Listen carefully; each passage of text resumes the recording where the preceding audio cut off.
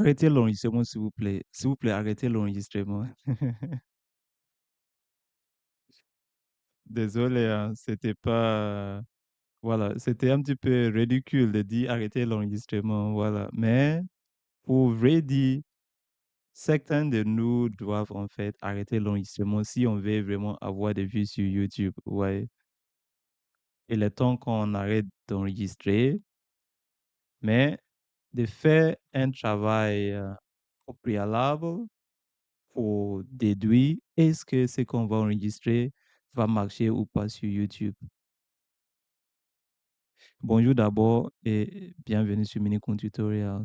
Du coup, aujourd'hui, on va voir quels sont les outils à notre disposition qui vont nous permettre en fait de dire est-ce qu'une vidéo donnée, un sujet donné, qu'on aimerait en fait faire une vidéo, va marcher ou pas. Et surtout, si je vous demande maintenant là, quelle est votre niche? Quels sont les sujets en tendance dans votre niche qui font le buzz, comme voilà, certaines personnes me disent. Peut-être que vous ne pourrez pas me dire. Bah, si vous ne savez pas qu'est-ce qui marche, qu'est-ce qui est, voilà, comment vous allez grandir sur YouTube?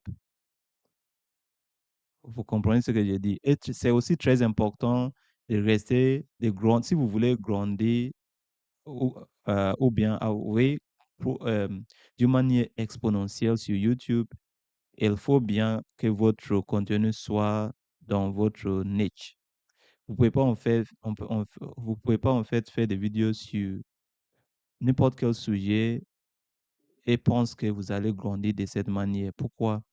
Je vais vous expliquer en détail. En tout cas, allons-y sur l'écran, sur le bureau. Donc, pourquoi c'est là? Lorsque vous faites des vidéos, si on aille sur YouTube Studio par exemple, donc, lorsqu'on est dans YouTube Studio, qu'est-ce qu'on voit ici? Déjà, YouTube me signale quoi? Il me dit euh, de plus en plus de spectateurs regardent votre chaîne. Félicitations, vous avez atteint 10 000 heures de visionnage. Euh, Continuez sur votre lancée. Qu'est-ce que YouTube m'a dit? Il m'a dit continuez sur votre lancée. Donc, ça veut dire ce que j'ai fait pour avoir cette réussite-là pour le moment, pour une petite chaîne. Ça, c'est ma chaîne de podcast en anglais, pour une petite chaîne que j'ai commencé il n'y a pas longtemps, qui a maintenant 10 000 heures de visionnage, avec, voilà, bientôt 1 000 abonnés, 670 maintenant. Bah, YouTube me dit, en fait, ce que vous avez fait, bah, suivez le même chemin. Donc, peut-être que pour vous, vous n'avez même pas encore eu de la réussite. Donc, je comprends. Mais il faut toujours savoir que si vous voulez même avoir de la réussite, il faut toujours suivre un chemin spécifique qu'on appelle votre niche.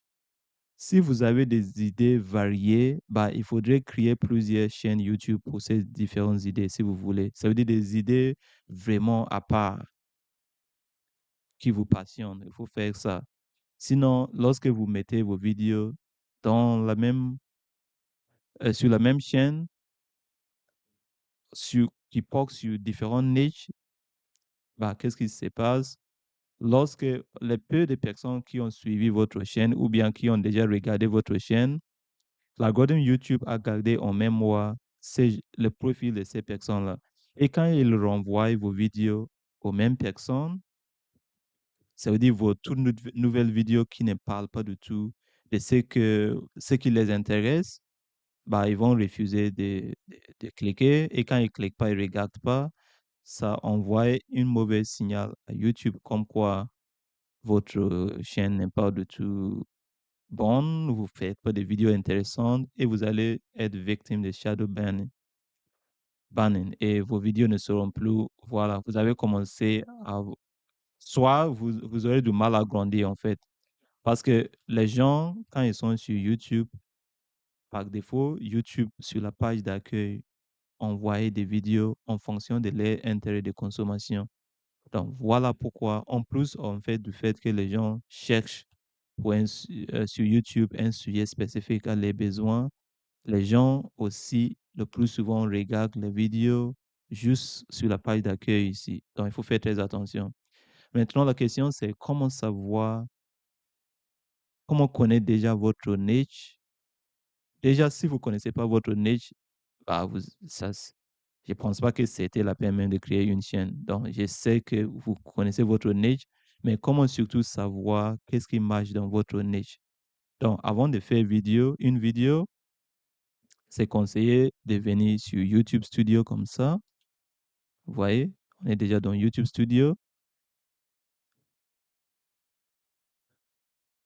On est déjà dans YouTube Studio. Et après, vous cliquez sur Contenu. Lorsque vous cliquez sur Contenu, vous cliquez ici sur Inspiration.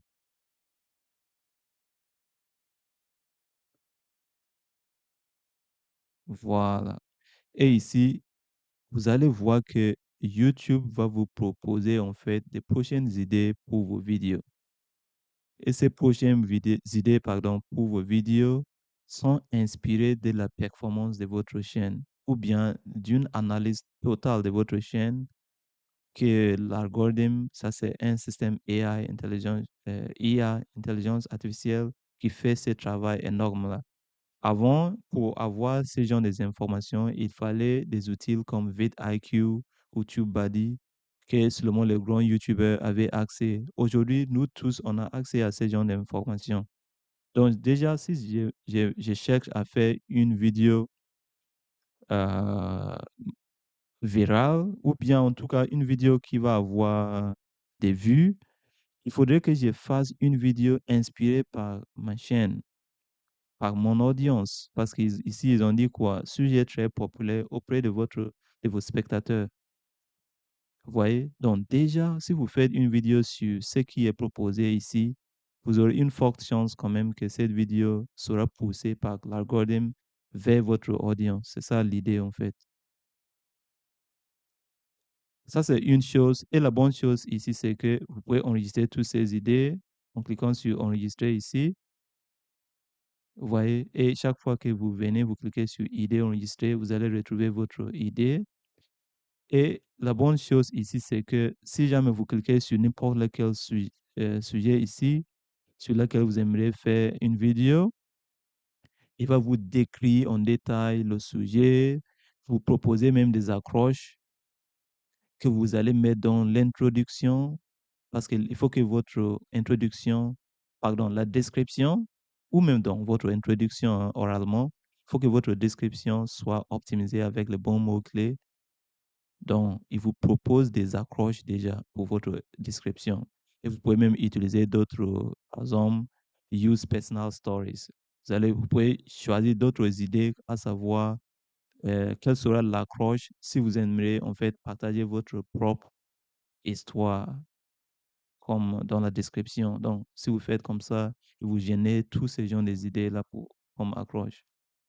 Vous pouvez revenir en arrière et vous avez aussi même un plan bien établi sur comment vous allez procéder pour faire votre vidéo. Si on revient en arrière, vous avez quoi d'autre? Vous avez ici des miniatures que vous pouvez en fait télécharger et vous inspirer de ça pour faire, voilà, vous pouvez les customiser pour avoir vos propres miniatures adaptées à votre audience et votre créativité. Et vous avez des titres, exemple des titres proposés. C'est vrai que tout ça, c'est en anglais. Bah, vous allez traduire si vous faites vos vidéos en français. Et juste en bas, vous avez des vidéos similaires à ces sujets. Donc, des vidéos des créateurs en fait réussites et vous pouvez vous pouvez être inspiré par ces créateurs-là pour créer vos propres contenus. Et ici, juste en haut, vous pouvez chercher en fait vos propres idées. Si je reviens ici, si jamais toutes ces idées proposées ne vous intéressent pas, pardon, si on clique sur inspiration encore, vous pouvez chercher ici vos propres idées. Vous voyez? Vous pouvez chercher votre propre idée, par exemple, relations toxiques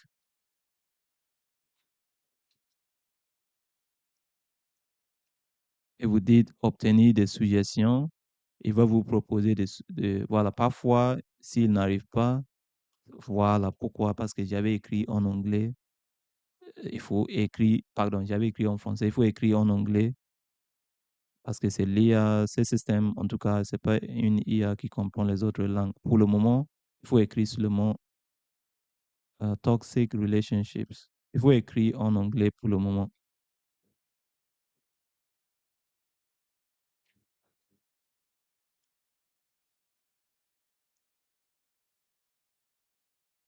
Voilà, et il va vous proposer des sujets.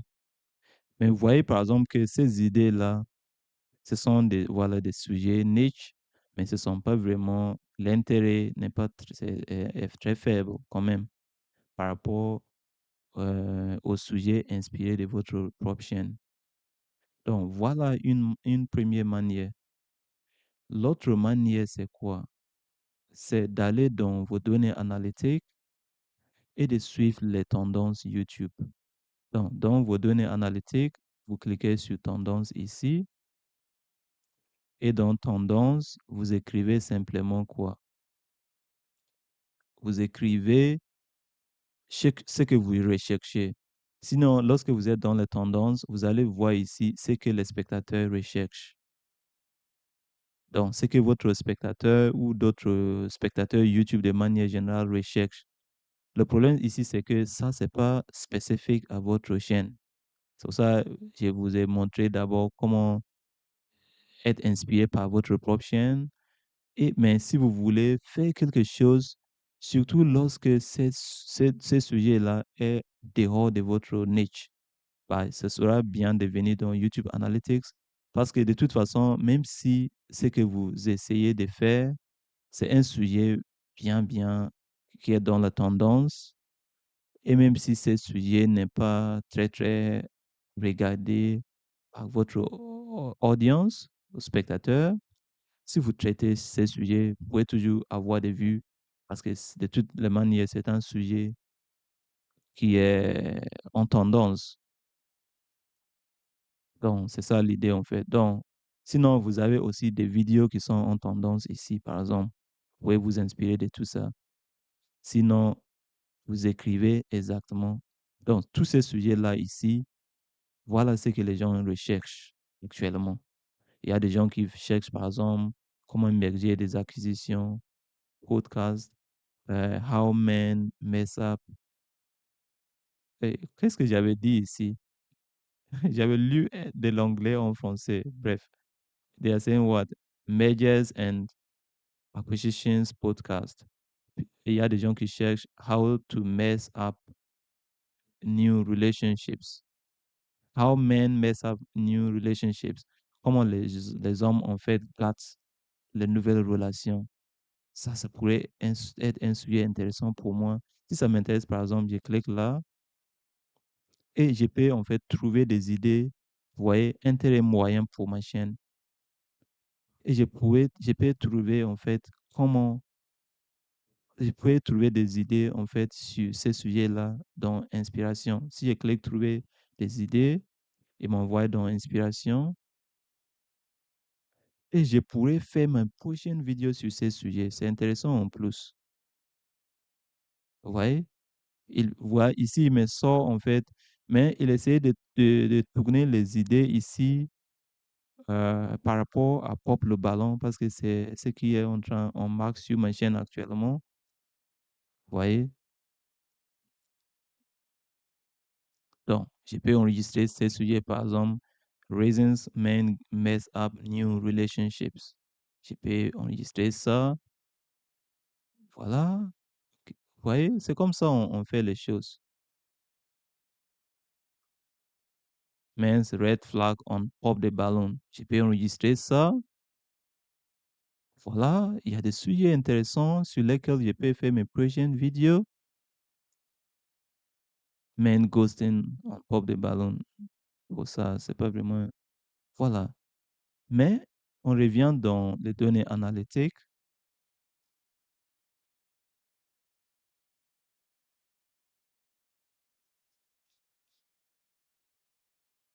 Donc, j'ai tendance et vous pouvez écrire votre propre idée. Par exemple, vous pouvez écrire ici, si j'ai écrit ici, comment avoir des vues.